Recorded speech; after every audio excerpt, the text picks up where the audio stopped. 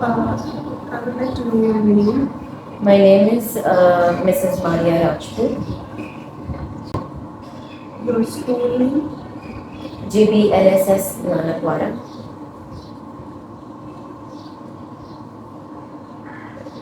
And the subjects you teach in your school. I teach English and Islamic studies. And which grades do you take? I take grade 6, 7 and 8 6, presently. 7, and 8. However, I have the experience to teach kindergarten and Montessori children as well. And what is your services period of time? In this specific, No. All the entirely, Alhamdulillah, 20 years. Okay. And what's your qualification?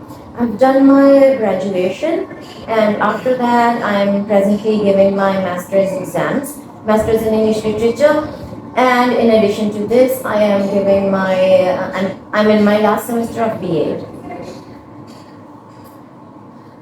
And the exams. Yeah. Okay. That's good. Okay, so let's begin. Yeah. The first question I'm going to ask that, can you describe what a usual day look like for you as a teacher in your school? And here I would like to know about your schedule, classroom practices, teacher-student interaction, these kind of stuff in this question. Okay. Every day the children see Bushra. Every day children come, and a human have a separate frame of mind. So when the children come to school, the teacher, myself, I have to make sure that to judge and to check what kind of mind frame are the children right now at that time. Every day is different. Every child is differently, layered.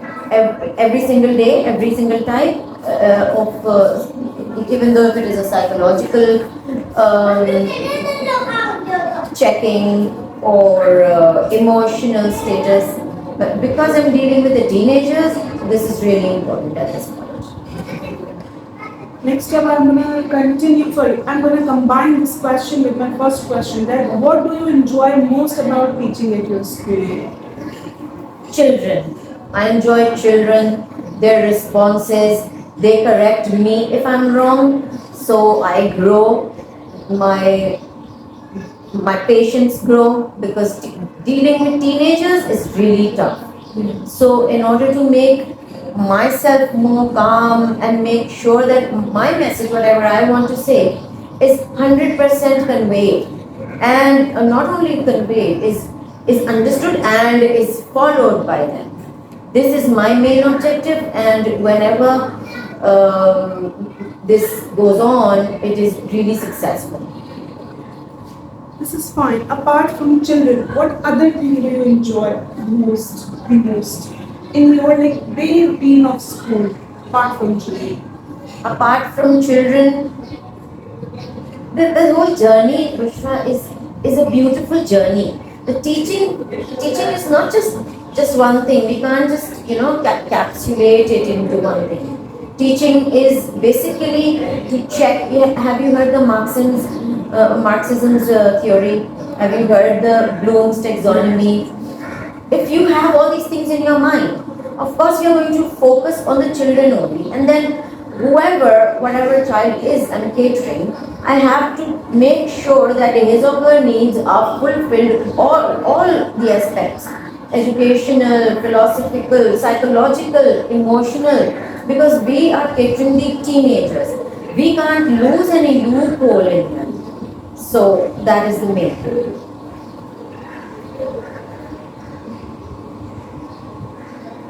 Okay, so now the second one is, and these are the introductory questions, no? To just prepare our mind. So if you could change one thing about the way teachers work together in your school, what would it be? And here you have to basically concern about problems in teamwork among teachers, or if you feel like that there is a lack of collaboration values, actually practices are not done in your school, so you have to talk about this. The only thing which I want to change about the school system or the education or the cooperation with the teachers or whatever fold the whole question into, if we unfold it and we see the major thing which we lack in our school is maybe the projectivity and bringing because these days it is the AI thing.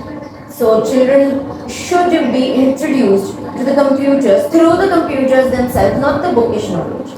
Now, while teaching them email writing, so we are just teaching them through the text. The only thing which I can do on my behalf is to show them through my phone. We don't have computers. For that, we need the funds. And for funds, we need the government to give us the money. And for that, we need the people to generate money. So the main thing which I want to change is to get the finance minister know that we need money for the children, for our education.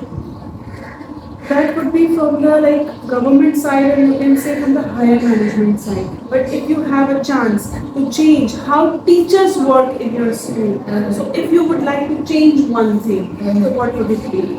See, now if I want the teachers to change or to bring about a change, that would only be done if there are more activities done in school. And for that, again, see, we can't separate anything from one another. Yes, it is in the constitution.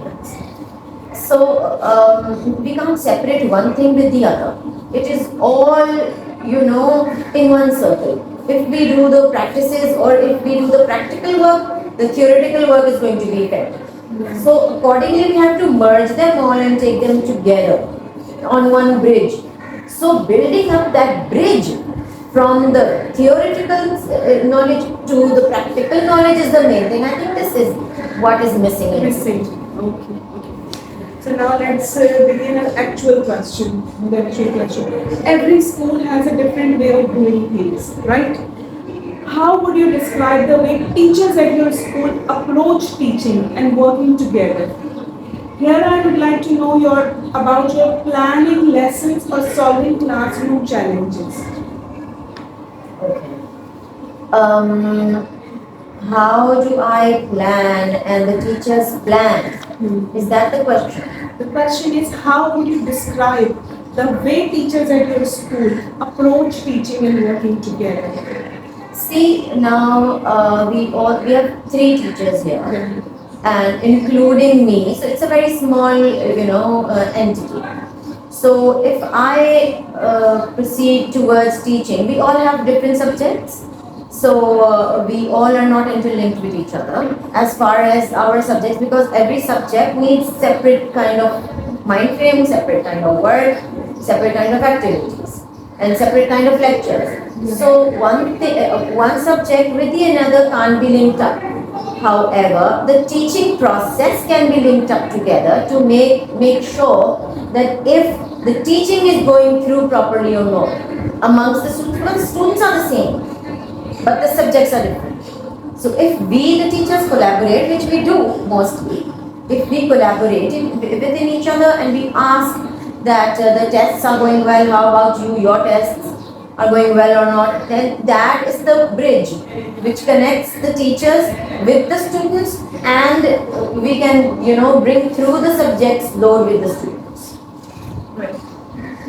But as far as I got from your answer is that you have different grades. You don't have sections, so you are only one section or subject as well. So you guys are not collaborating with each other in terms of lesson plans, right? Lesson plan, see, how can we collaborate in the lesson plan, Vishnu? Because our subjects are different. Subjects, even the classes are even if the classes are the same. See, in grade 6, I am teaching English and Islamia. However, in the same grade, Miss Momina is teaching some other two subjects and Miss Kamal is teaching the other two subjects. However, the audience is the same, Exactly. but the subjects are different. Now, if the subjects are different, we are not making planners for the students. However, we are making the planners about that subject which we are teaching. The plan of that subject. How are we going to coordinate it? And what's the need?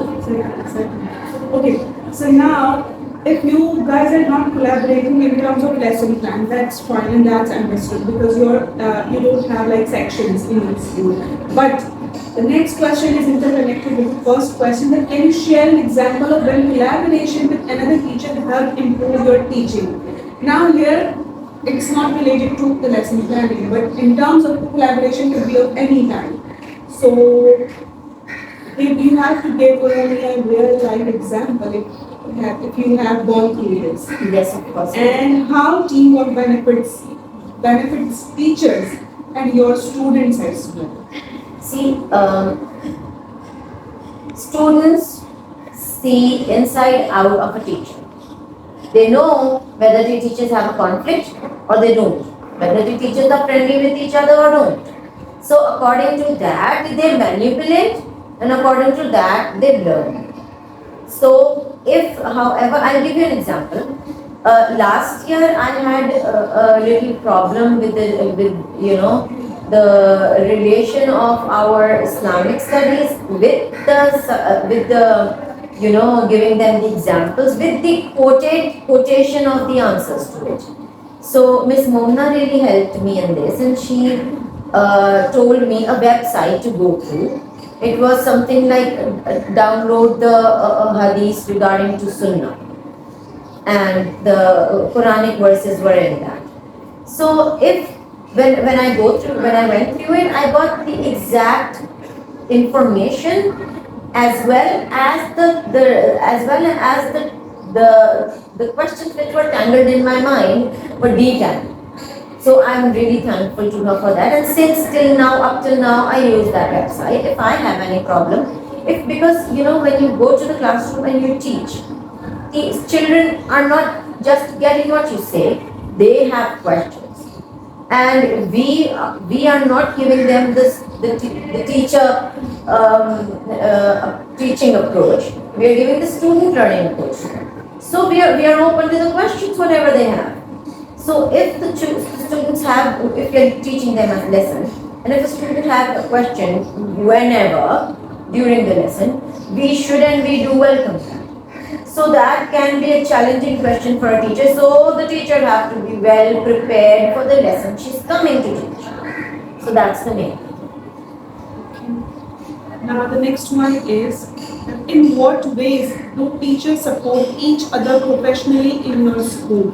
Again, here comes the same, like almost same question, but here I would like that teachers help each other by sharing knowledge, mentoring or giving feedbacks.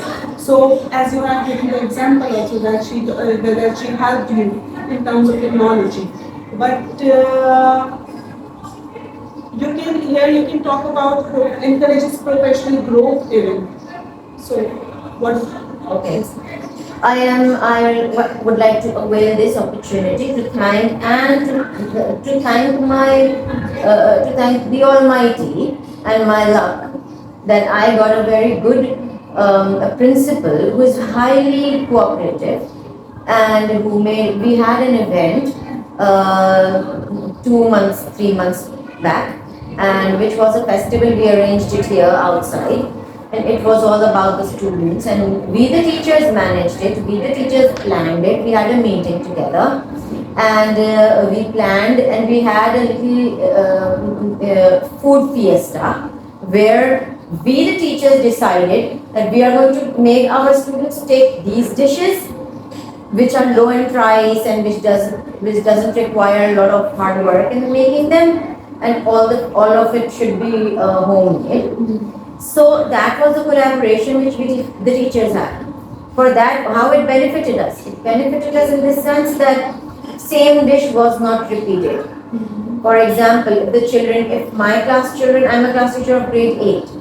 If my children are willing to bring pastries and biryani, So let the other teachers know that my students are bringing these two. Make sure your children don't bring these two, so that we have the variety of food in the food fiesta for the students to enjoy, for everyone to enjoy. We had the outsiders also come. So it was a really enjoyable moment and a very successful event where the children enjoyed, and we generated a lot of money, which we again used it in our school only. Get more chart papers, stationeries, and all that. Resources. Exactly. So the next one is, are there any barriers that make it difficult for teachers to collaborate? If so, what are they? Barriers is again the same, but I don't think so. You're quite willing to accept those answers. But the barrier is again the money. The more money you have, no question, the more accessible approaches you have, the more variety you have to give the children, the more leisure you have to bring the proper and enjoyable material for the children. See, even if you have an activity in your class for a balloon costs money, girl. It is not for free in the market. So if we get paid, the secondly we are not getting paid that much, that we take the money out of our own accounts and we use that money. So this is the only glitch or the only resource which we the teachers lack.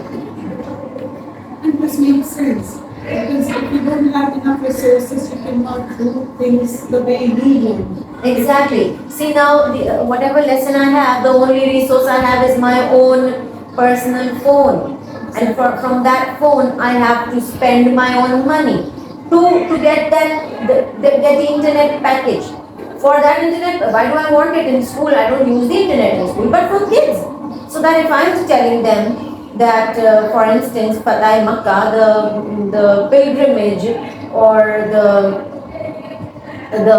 Battle of Khaybar, or whatever the lesson is, I have to show them the picture of Makkah, so that I bring more and more interest of the children towards this, because this is the social media time.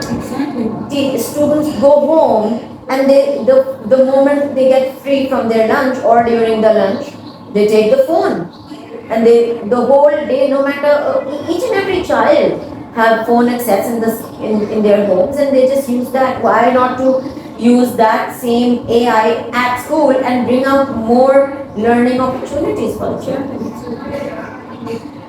Now here comes the collaboration part is traditional, because questions I have divided them in three parts. So now the next step is related to philosophies, teaching philosophies. So my question is, every teacher has a unique way of teaching, right? Would you say teacher at your school follow a similar teaching philosophy, or do the methods vary? Methods vary. We had three teachers, and I've got the opportunity by the permission of my principal. I have been observing my teachers, and I have this, instinct to learn more and more from whoever I get the chance from. So I've been observing my principal while she's teaching in the classroom. Her style of teaching is different. I've observed Miss Mona, her teaching style is different. I've observed Miss Kamal. These are the three teachers, which are the three teachers which are teaching in our school. So all three of them, including myself, have different teaching styles. For instance, I give children leverage to enjoy the process of teaching. Other than I deliver them the lecture and they just quietly sit smartly, listen to me. I don't want that. I want children, this is my style. I want children to be free, say whatever they want, do in between. Even if I'm teaching and they want to say something, they are more than welcome. They can say, they can shout, they can scream, they can let their ideas, whatever they have in their mind, speak out, so that I know they can interrupt me. This is my way. That's why my class is the loudest, because they get this leverage that Miss Maria won't say anything to us, no matter what we say, how we say. So by that they, by that they come up with more of their personal stuff with me. They enjoy their time with me. They tell their personal stuff with me, even during the lesson. And for that thing, this what I have observed, that whether the leverage which I am giving to my children is fruitful or not. So that when you were observing, I was giving them the options that have you heard it? Who is our leader? Whom the other people are following? Is Islam a good religion or a religion which is not practical? Or is Islam, if we all think as non-Muslims, if we are just the humans, if we are the newborns, if we have no concept of religion, and then with that frame of mind we read Quran or we read these books which we are presently reading, does it make sense or it doesn't? Now, I'm telling this question is going to be having a big long answer to it. I really appreciate it. Okay, I'm glad. So, in my class, there are children who are non-Muslim too.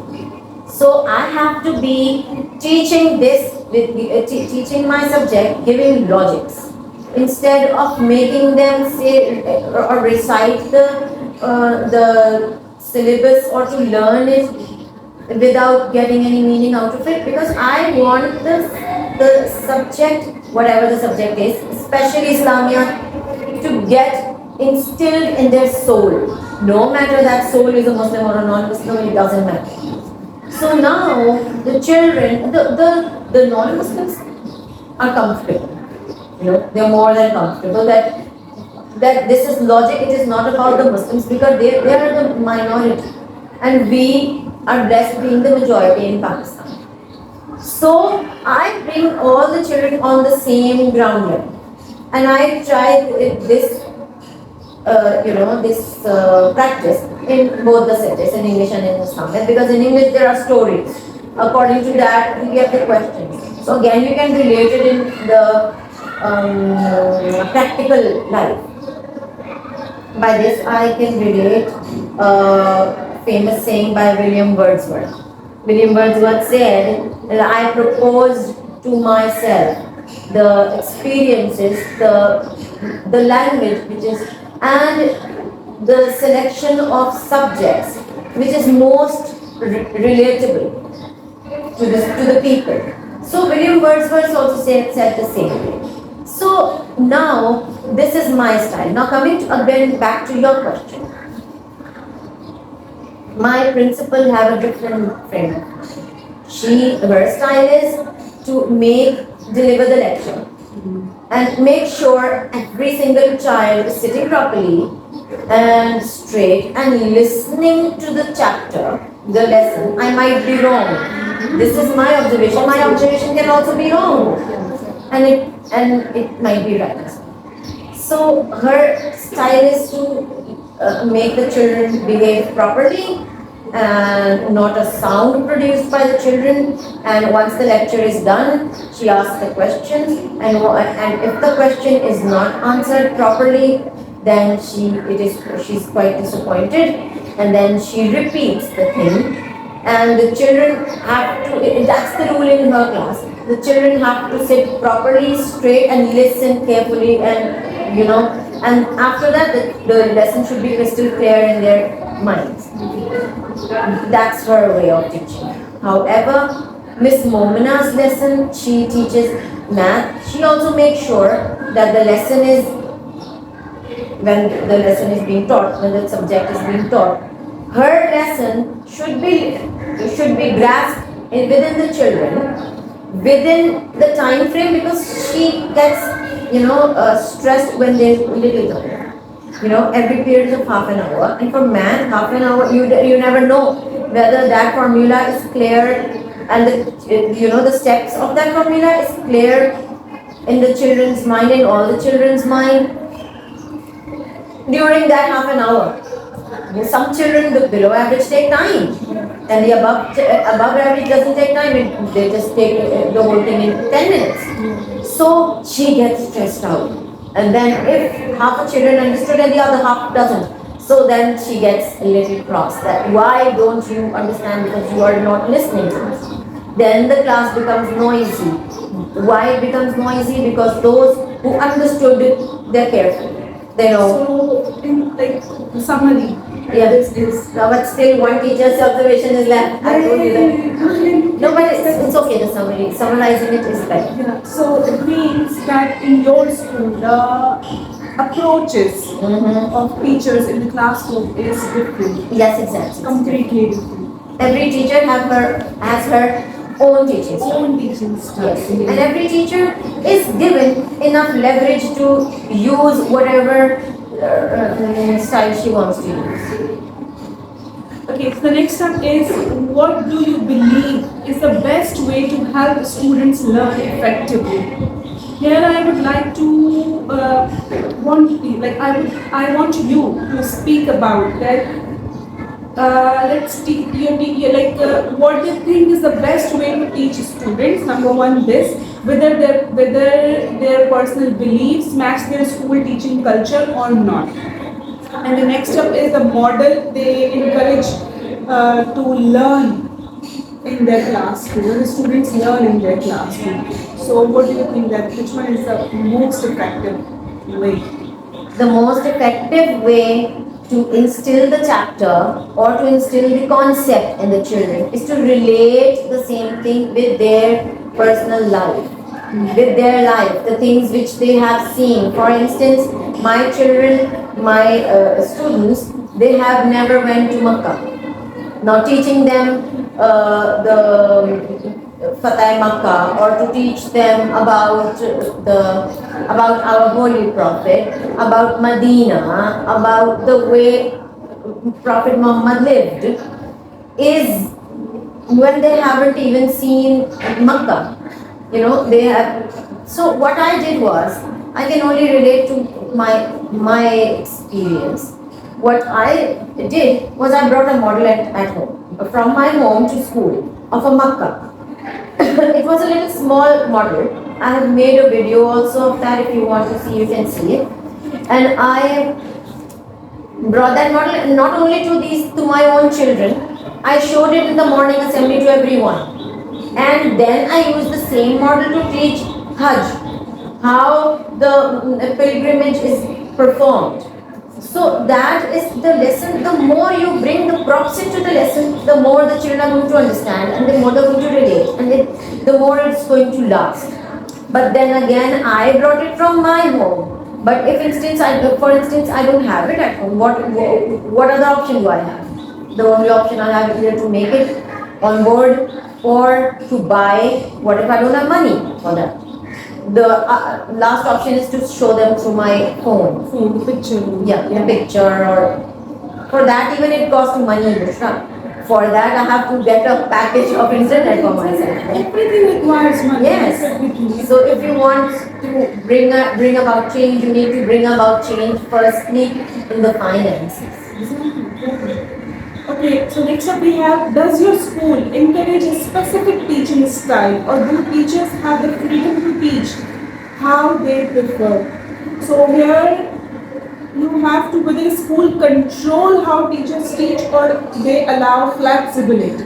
They allow flexibility. And what sort of flexibility? Can you give an example that if suppose your school has provided you the way that you have to teach this lesson in this way, but you have something great in your mind and you have done that, and that also worked in your classroom. So did this happen? There are two examples. One day, my children wanted to. I had to teach them. It was in my plan to teach them two lessons. One was of English, and one was of Islamiyat. So Islamiyat I had in my mind that because I was running out of time, I was lacking that. So I made up my mind already that I have to make sure that these two lessons are done today. So I made sure that those lessons are done. I came up into the classroom. But when I saw the children are not in mood to study at all, but I had this plan that I have to finish these two chapters. I'm already lacking back. So I made them all come out of the classroom. I said, let's come outside and let's study outside the classroom. Let's not sit in the classroom at all. Yeah. And then it was a new experience. It was something. Children were excited again because in the classroom they were too bored, and at that time they were not ready to learn. Most of when the children are not ready to learn, that's why I most of the time lag behind my syllabus, because when children are not willing to learn, then they're not in mood to learn, I give them the time to enjoy. Because I want, when you give children leverage, then they give you that respect, and that they give you the leverage in return. The responsibility, the response which you want, the learning. Exactly. And then that lasts forever in their minds. If you go and ask, I would like you to go into my classroom and ask any question about Islam. And show, for the first two questions, they'll be nervous that what is going on, why are we tested, and why is some stranger coming and asking us, and where is Miss Maria? Or if you want, I'll come with you, and you can record it. So now I did the observation, and I was so glad. That's the reason I requested your principal that I would like to take this. I would like to have this opportunity to take your interview. It's a little, not little, I would say. I am so privileged to have you here. The honor is all mine. The pleasure is all mine. So the children, when I took them outside, they were highly enjoying it. It was a new thing. They were excited again. All the naughtiness was gone in a minute. And they were like, oh my God, we are outside. I don't know. We don't know what Miss Maria is up to. Because every time I bring something or the other, new stuff, and they don't know what Miss Maria is going to do now. So what, I take them as my children, my own children. So they don't mind me tapping their head back or their back, or putting, or even if I do like this, even if I, raise my hand, they exactly know what she wants. I don't have to ask. I just say, give it to me. So they exactly know what I want to say, what I want in my hand, and they give it to me. Their rings, their chains, because they're teenagers. They like wearing stuff. But this is school. They should learn not to dress up like a party in school. So as soon as they see me, either all their rings are in their pockets or their bags, or they know that Miss Maria is going to take it and then she's not going to return. At least not soon. She's not going to return it somewhere soon. So the other day when I took them outside, they were but they don't know what next she's going to do, because she thinks that the students are her property. So she can do anything she wants other than hitting. Because one day I came and I raised my hand to arrange my dupatta. A child got scared. He did like this. I said, what? Why are you getting scared? I never hit. Only a donkey hits. If you think I'm a donkey, you're wrong. I'm not a donkey. So that leverage they have, that she's not going to hit. However, she can open up our bags. She can put her hands in our pockets. She can pinch our butt. She can do anything because we are her property. So that possessiveness they have towards me, and I have the same, that the bridge is built already. So coming back to your question, when I took them outside to teach them, they were quite excited, and I encashed that excitement, and I was done with that, the Islamic chapter. However, I had two chapters in mind, English and Islamic. Now, when the Islamic chapter was done, and they were already done with that excitement, they want something now, they want something new. And what do I offer them new? What? Other than to take them again to the classroom, which they didn't want, and even if they want, they just scream and shout and enjoy and all that, which I didn't want. I had to finish my chapter, which they didn't want. So what I did was, I made them come in a circle. We sang a song that is also recorded. If you want to see, I'll forward you the link. I made them sit, I made them stand, and I made them sing a song. I made them learn an English song, O Lang Syne song. I made them learn that. And after that, I said I attached that excitement again because they were again excited. Who teaches an Islamiyat teaches teaching Onan Zain a song? कौन सी teachers गाना सिखाएगी Islamiyat की? Nobody, none of the teacher. But I do it. They know Miss Maria will do anything. She can do anything. So they are so free. The other day a child was unbuttoning his shirt. Now this is a co-education system, and because they're so comfortable with me, they're just opening up their shirt and they're showing me their styles. And I said, good. Now take off all your clothes because you're taking off one shirt. And in front of the girls, now I am also a girl. I feel shy, but if you are comfortable taking off your clothes. So I am comfortable and I'm enjoying and I'm going to enjoy the whole show. Now take off your whole clothes. So then that, because I can say or do anything because they know that we are girls. So that made him feel shy because earlier he wasn't shy. Now then when he knew that and then I said, if you're not taking off your all the clothes, I am going to do the needful for you. Don't worry. So that made him get back to the the right thing to do.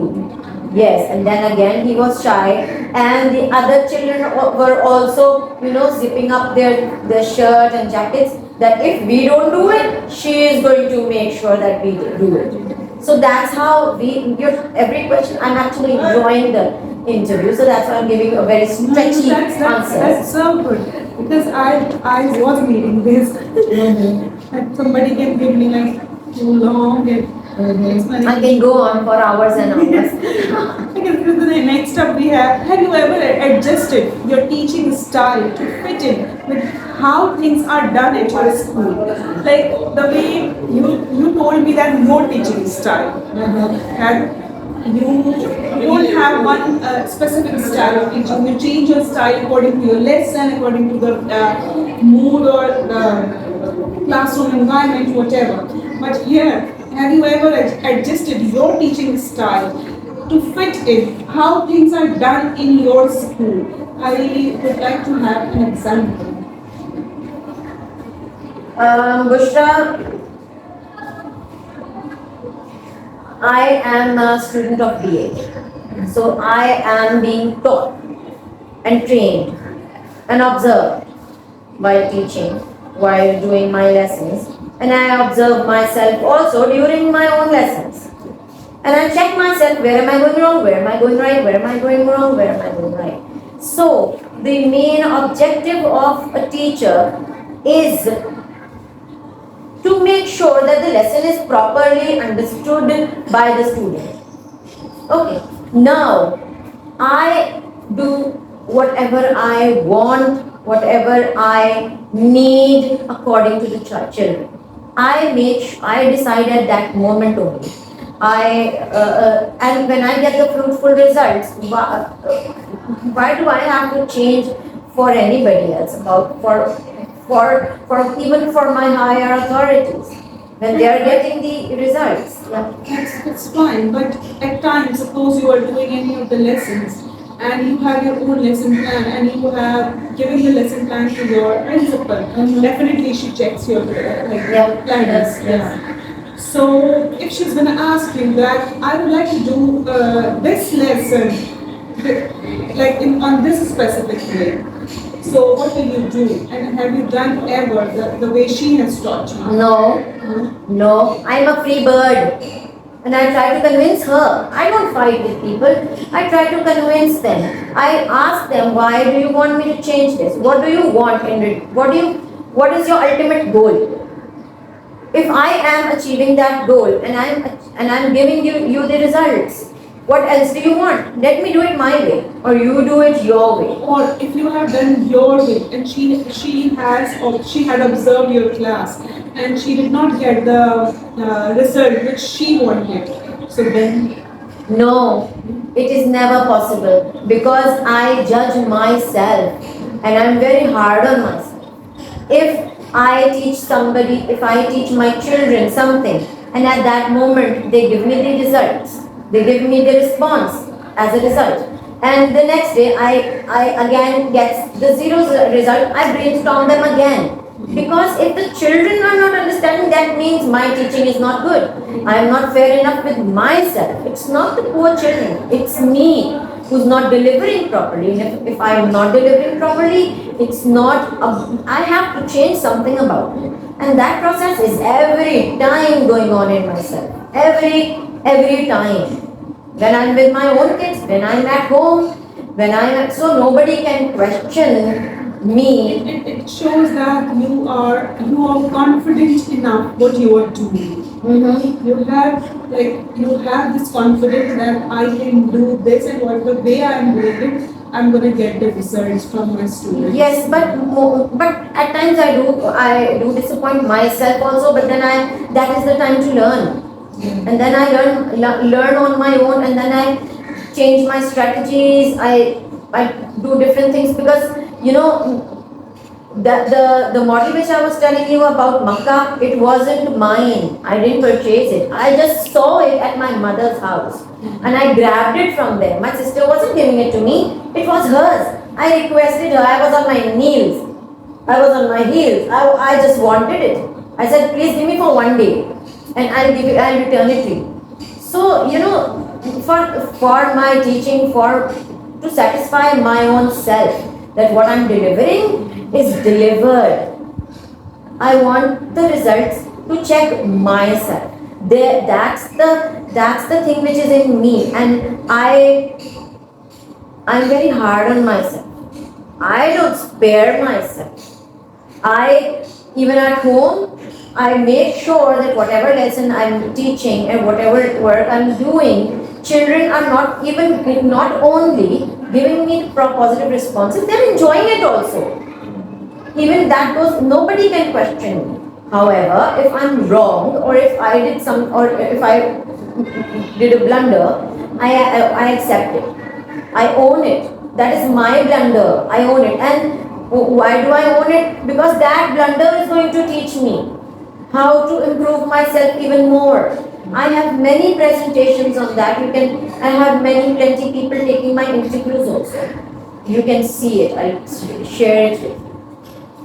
Okay, so nobody questions me. Yes, because I give the results. I would say that you are for sure you are confident that, because if a teacher is confident enough that the way I am teaching, I'll get the results. So definitely she'll get the results. Sooner or later. Or you can say that if she won't get the result, so she would learn definitely something out of that. Definitely. And life is the process of learning. Okay, so next up the question is about the teacher leadership, not the school's leadership.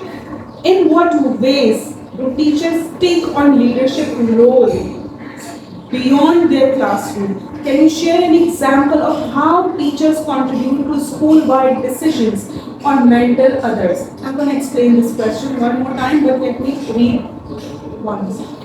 In what ways do teachers take on leadership roles beyond their classroom?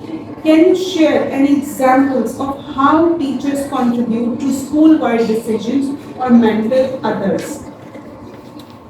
In this question, I would like to know that teachers have leadership opportunities in the school or not. Not only in the decision making. Leadership is a very broad terminology. So, in your school, what is the culture related to the? See now, Bushra, the thing is, as far as the leadership is concerned, we have our role model, our principal. Our school's leader is our principal. And as far as my understanding goes, a leader is the best leader if he or she has the ownership towards the school, towards the children, towards the teachers.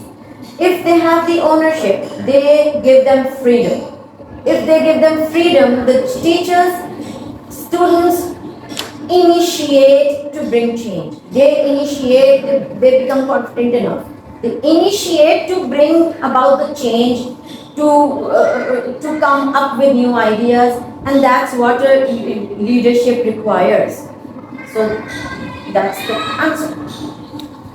Related to the first question of mine, like leadership, let me ask you one more question that I will get the complete answer. Can you recall a time when a teacher, leader, including yourself, helped improve teaching practices at your school? How did it impact other teachers and students? This question look for a real life example of leadership making a difference. Like you yourself took this opportunity to be a leader, the teacher leader, not the school's leader, the principal, and you have improved teaching practices in your school, like you have implemented something, like in the lesson plan you want that every teacher has to start the lesson with a warm-up question, and you introduce this during the coordination meeting or anything else. So, and they have done that. In this way, the school culture has been made. That how you're going to start an activity or warm-up activity. So, did this happen?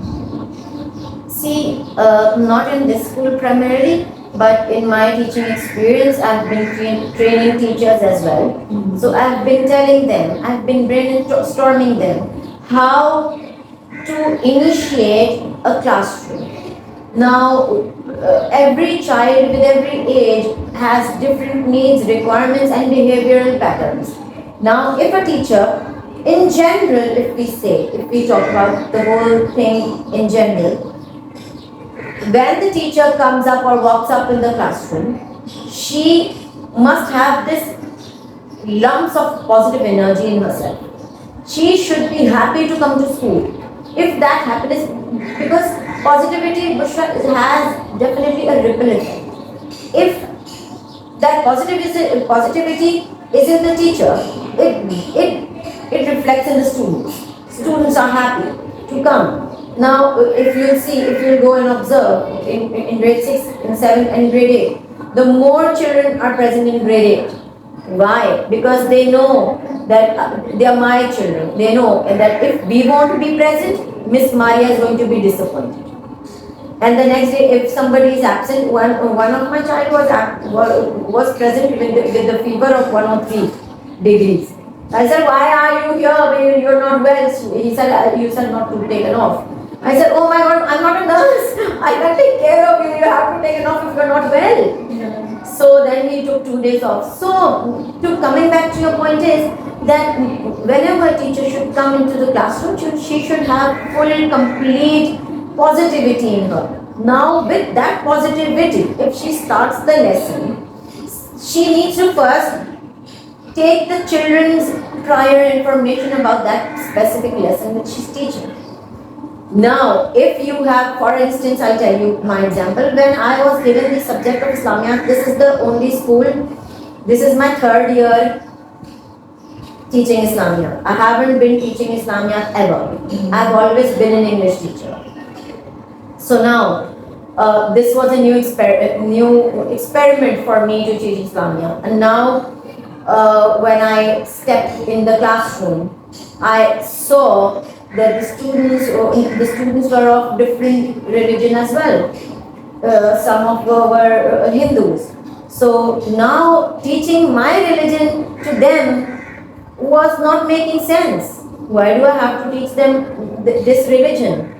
And why do I expect them to understand this religion and to get impressed out of it? So how I started it? I started by giving the names of holy books of every religion, even the Muslims. And when my principal saw it written on the board, Bhagavad Gita, a Islamic teacher, imagine an Islamic teacher, Islamia teacher writing on the board Bhagavad Gita, Mahabharat, and the other books which they have, and then Lord Ram and Sita. I was giving all these names. So the non-Muslims were having a great affections with me. That, oh, she's giving so much of love and affection and respect to, first of all, that she's telling all this thing to Muslim to Muslim students as well. And then from that, I grabbed the rope towards Islam. And then not only Hinduism, I taught about Christianity as well. I taught about the religions of world. From that, I kept on narrowing down towards Islam. And then the girl who was Hindu, who was not Muslim, knew the answers at the end of the year, knew the answers better than the Muslim students. That was a great achievement for me. When at the end of the year I asked the questions, and this girl Aarti, she knew the answers. She didn't even open the book, and the other children were trying to open the book. Where is she asking the question from? And she exactly knew the answer. She didn't even open the book. I was so happy, and I wish that someday I get this opportunity that any of the non-Muslim becomes a Muslim by my teachings. That's so good. But in the end, and after getting all the answers for this question, specific question, I would say that there is no teacher leadership. You believe in whatever the leader you have, or whosoever is your leader, you believe in like trusting her, or in your school there is no culture of teacher leadership. See, what I believe, what your question is, that there's a leader, a teacher is leader, and she is leading the teachers as a coordinator. No. Then But a teacher leader, like you are a teacher, but you have teacher leadership also. Like you lead something, you own something. so that's what every teacher have in herself. Every teacher is a leader. in your school, right? Of course. Yeah, this is what I was asking. That it's okay that you follow your principal, whatever she says, but you have this flexibility that you can change your lesson according to your classroom scenario. And Not then the you know lesson, but change the lesson's delivery. We can't change style, the strategy, Yeah, exactly. the model, the approaches which you follow. So it means you have something, a teacher leadership inside, and you are a teacher leader yourself. Yes, blessed. Okay, that's good. Okay, so now next, talk about teaching approaches. Can you describe the teaching method you use most often in your classroom? And in your experience, what makes a teacher-centered or a student-centered approach more effective in your school? Can I ask again? Okay, let's break it. This question in 3 parts. Number 1 is, can you describe the teaching methods you use most often in your school? And in teaching methods, I would mention that teacher-centered approach or student-centered approach. This is related to just me. Yeah. Okay, I have already told you that I use the student teaching approach.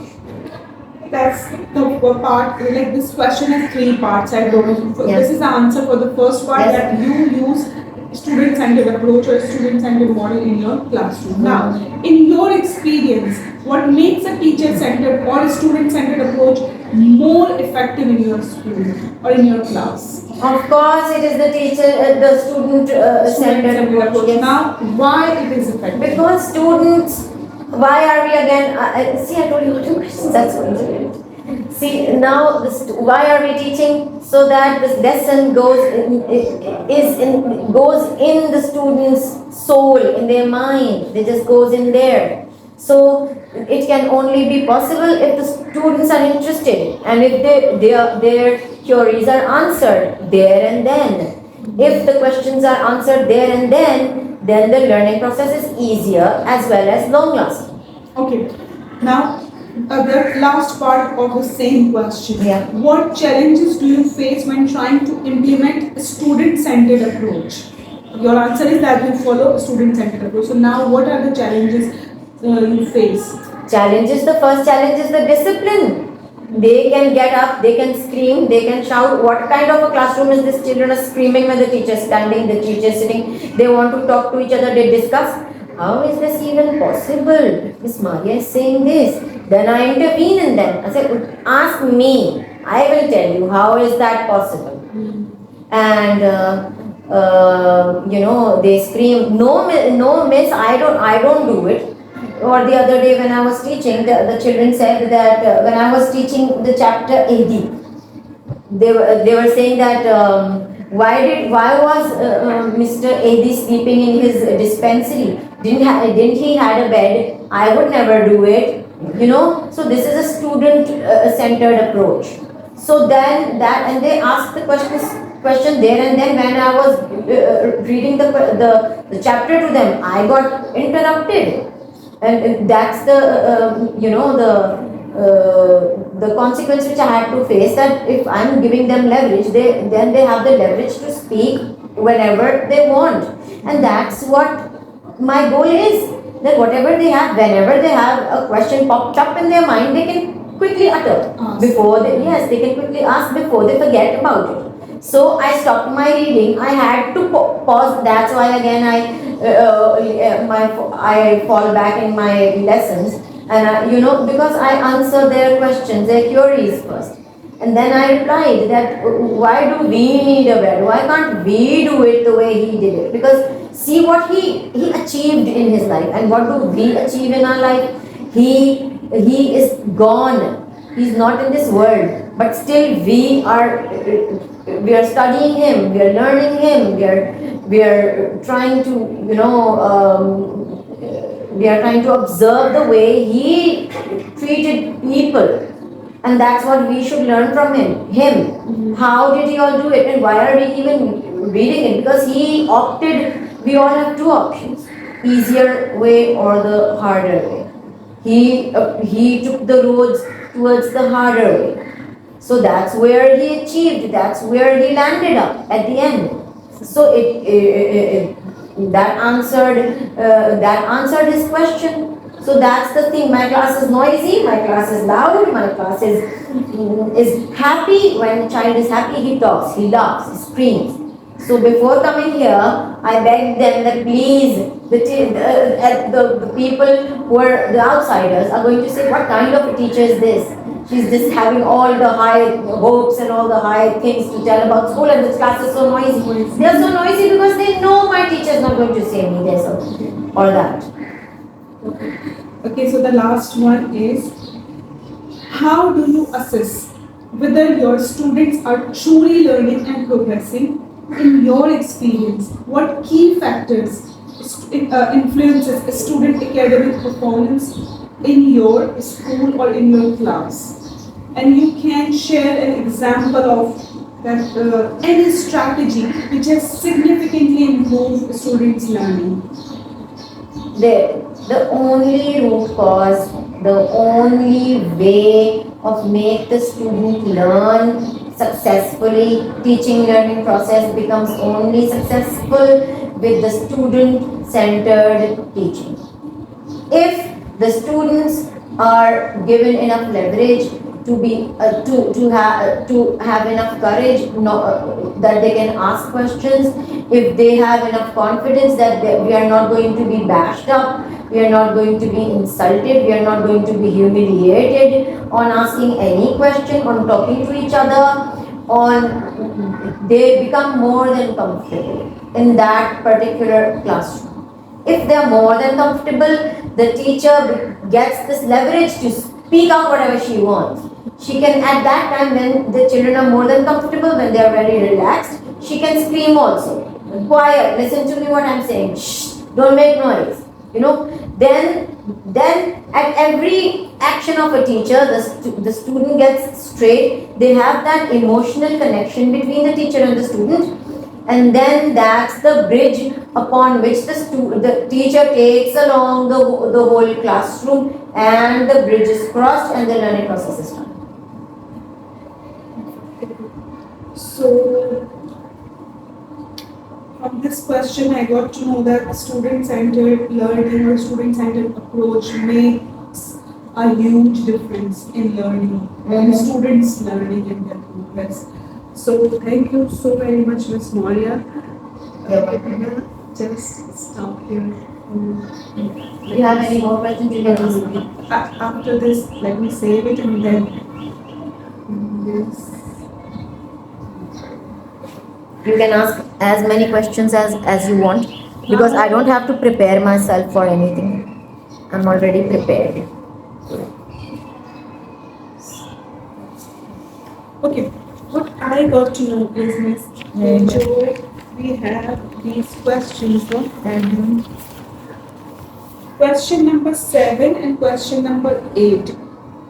Sorry, 9. These two are somehow like I got the same answer from this question and from this question. So this needs to be like merged. There are many questions which are You gave so many different answers, and then I'm gonna do my coding or like the themes. So I read so many things because I have not like I'm gonna listen this interview at least 3 to 4 times and then I make codes. So for that I got to know that this and this needs to be one, and this question which you told me that the teaching method, it is also integrated from the teaching philosophies, but rest of the questions you gave so different answers, and I got a lot of insight from it. And this 4 and 5 has somehow it should be like merged. Yeah. So well, that's good, because if I'm gonna merge them, so it would be 10 questions altogether. So we won't have 14 questions. 10 questions would be better, because you gave me so much time. I don't think so that every teacher is gonna give me this much time. They're gonna say, Bishta, what are you doing? You're taking 1 hour. No, I'm glad that I've got Miss Farzana with us, and she really gives us whatever leverage we want. Yeah, she's such a sweetheart. Yeah. Oh yes, she is. The date is 20th. Yeah. And I need your contact details also, because if I'm gonna change any of the question, no. So what I'll do is now I'm gonna send. Other questions done. Drop this. Give him my